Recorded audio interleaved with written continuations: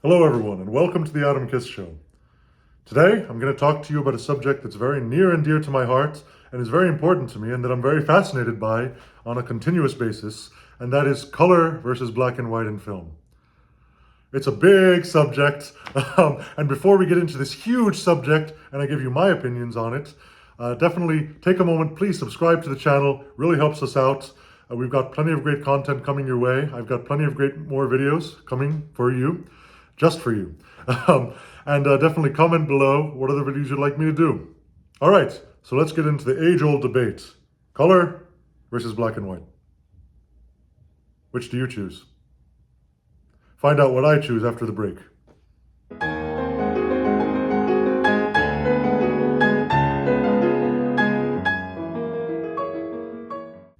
So obviously in the modern day, most movies are done in color. Movies over the past 100 years have been done in black and white and color, so many of them. There's so many black and white movies, there's so many color movies. Essentially in the silent era, up until the mid-30s, everything was in black and white. And then, again, I don't recall the exact first feature-length color film. It's not The Wizard of Oz like most people think. I know that Robin Hood was in 1937 with Errol Flynn. That was in color. Also, the original A Star is Born with Frederick March was in 1937, I believe. That was also in color. So definitely those were before The Wizard of Oz and Gone with the Wind, which most people assume that one of those two movies was the first color movie, but not so. And even before those first color features, there were obviously shorter tests in color, dating back much earlier in time than that, and certainly color photography was dating much earlier in time, certainly to the early 1900s at a minimum. But so the point is that originally black and white was basically all that could be done in film. And then when color started, that started being an option. And so that was in the late 30s, mid to late 30s, when color started being an option. It was very rare. Only the huge, expensive productions could use color, these Technicolor cameras. Like, for example, Gone with the Wind, I think they used all 5 Technicolor cameras in existence at that point. They literally had to get all of them to film that movie, which was an incredible, achievement in cinema to do a color movie that long, of that quality in that time. It's really incredible. And the same goes with all those early color movies. I mean, with Robin Hood and Star is Born, all of those, it's really incredible. But so the point is that at first it was an extreme luxury. It was only for the grandest spectacle movies, like what you would later call the tentpole movies of the year, the blockbusters, with modern terminology, would be using the Technicolor, and that would be the big spectacle. And then all the other movies would be black and white. And certainly in the 40s, it started becoming more common, but still, I would say the majority of movies were in black and white. While as you went further and further in the 40s, it became more prevalent. As it goes with technology, the more technology advances, the more time goes by, the more accessible it becomes, the cheaper it becomes to do, etc., etc., etc. But the point is that by the 1950s, you started getting those big musicals, Singing in the Rain, that's Gene Kelly, but then those other Fred Astaire movie musicals in this Technicolor, and then you started getting, the VistaVision, Panavision, all these kinds of different widescreen formats then, Cinerama, all kinds of things. I believe the first one was The Robe, starring Richard Burton and Gene Simmons in 1952 or so. Somewhere around there it was filmed or released. But so then you started getting into that whole aspect of it, which is a whole other aspect about aspect ratio, because originally aspect ratio was fairly square, it was kind of like Academy ratio. And then this started happening, slowly, slowly, slowly. And then you get to something like Ben-Hur, where it's incredibly wide, and that's really the extreme, versus something like, all those movies in the 30s and 40s, which were basically almost square. And it was just a different way, the business innovates like any other business. Some innovations are good, some are bad. I don't think that was necessarily a good or bad innovation. It was just different. And nowadays, it's the Wild West. People do all kinds of things.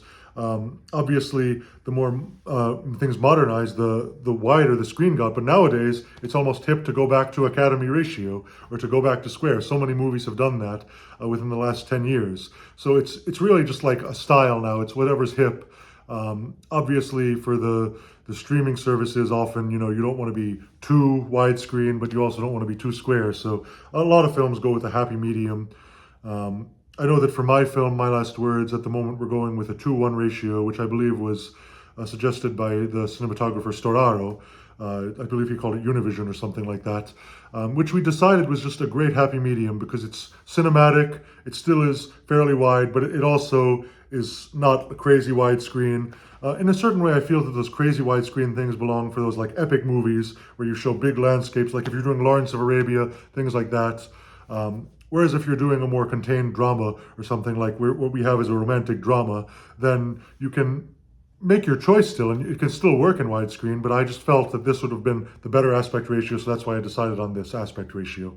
But anyway, getting out of aspect ratios and back into black and white and color, the interesting thing is that we think of film noirs, for example, as being in black and white.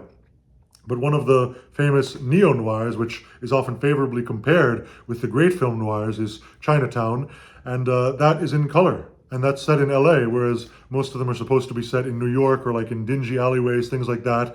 And I mean, movies like The Big Sleep, things like that, where they're set in like kind of back alleyways and stuff, not necessarily in New York. For example, some of them are in San Francisco or places like that.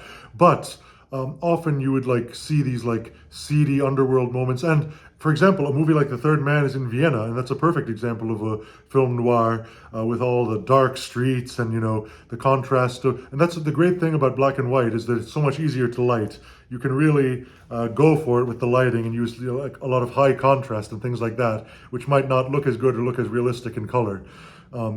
Which, you know, again, I've used black and white in my recent film, My Last Words. Most of the film is in color, but there's some key black and white sequences. Now, I don't believe in doing it just willy-nilly and just saying, oh, I want to do this in black and white here and there. For example, a movie that does that would be kind of A Man and a Woman, the French movie. And the funny thing is that people were studying the reason why that was black and white in color. And the funny reason is that he just like, it was the budget of the movie. He would be able to afford black and white here, color here, but it ended up working perfectly in that movie.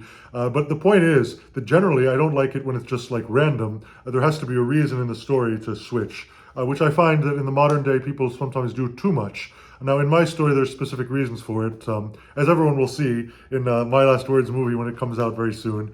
But again, it's something I'm always fascinated with. I would love to do a fully black and white movie at some point in the future, especially because the lighting. I know that Christopher Nolan, his first movie, Following, I believe it's called, he shot in black and white, essentially because it was cheaper at that point, and also because it would be cheaper to light. You didn't have to worry as much about lighting. He used a lot of natural light, you know, a lot of harsh light in that movie, which works great in black and white. I mean, harsh light looks absolutely incredible, at least in my opinion it does. Again, the difference, and then, so I've been extolling the virtues of black and white now for a while. So now, in terms of color, there's also several virtues with that. I mean, I love like Technicolor or all those vivid colors. Like in my movie My Last Words, there's so many vivid colors, and I really couldn't imagine those scenes in black and white. It's all about those vivid colors, and what I don't like in modern movies so much is when they're so dark. And, you know, everything is so dark in the movie, you know, you almost have to squint to decipher anything. And obviously that's done purposefully. It's just not perhaps my style. Like, everything just looks kind of grayish, even when it's a movie in color. Whereas I like bright, vibrant colors. Like like all those Technicolor movies, like, for example, Singing in the Rain, or I mentioned those early Technicolor movies like Robin Hood or Gone with the Wind. Those are all incredibly vibrant. Other movies that are like that would be David Lean movies, for example, Dr. Zhivago or Lawrence of Arabia. I absolutely love the colors in those, and I think that that's something that's kind of missing in today's cinema. Those vibrant colors, those bright, vibrant colors. Obviously, when it's essential for the story. If the story doesn't fit it, it's not right, but it's just something that I love if it fits it. Obviously, filmmakers do all kinds of things. I'd love for them to do all kinds of things. I'd love to do all kinds of things myself. But definitely in My Last Words, the movie, the colors are very vibrant, and I'm definitely a big fan of that, which is why I made that so. So which do I prefer between black and white and color? Which do you prefer, I should ask first. Take a moment in the comments below and write which you prefer seeing, a movie in black and white or color. I know some people just don't like seeing movies in black and white. I definitely know people who don't like movies in black and white. I absolutely love movies in black and white. They're my favorite things. Often they can be, some of my favorite movies are in black and white, and some of my favorite movies are in color. So the truth is, I honestly don't discriminate. I think it really depends on the movie. It's a case-by-case basis for me, and Black and white or color doesn't make or break the movie. The story, the acting, the cinematography, the script, all of that is what makes or breaks the movie, not color or black and white. So that's my answer for you. I hope you enjoyed this episode of The Adam Kiss Show. Before you leave, if you haven't already, subscribe to the channel, give us a like, and hit that bell notification so you're updated whenever we upload great new content for you. And definitely share this video with everyone on planet Earth. Well, thanks so much, and that's all, folks.